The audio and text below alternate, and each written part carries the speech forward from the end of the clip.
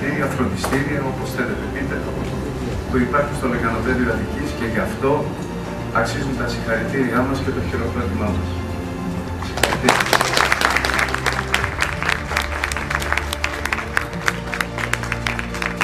Επειδή τυχαίνει να ξέρω και να παρακολουθώ εδώ και πάρα πολλά χρόνια τη δουλειά που γίνεται σε αυτό το συγκεκριμένο εκπαιδευτήριο, πάντα φροντιστήριο, γι' αυτό είπα προηγουμένως ότι είναι και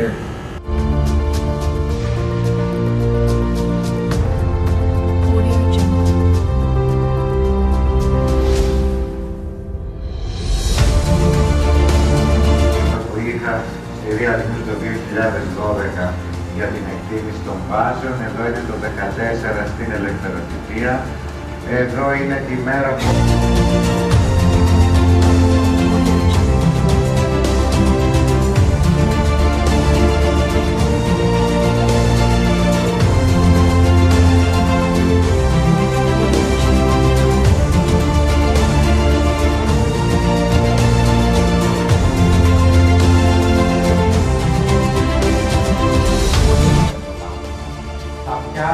Αυτά τις θέσεις στα παραγωγικά ΤΕΙ, γιατί που θα έρχονται από αυτοκινητικές που δεν έχουν μέσω της πληροφορικής, μπορεί να μην βρουν θέση γιατί υπάρχει λιγότερο μόνο.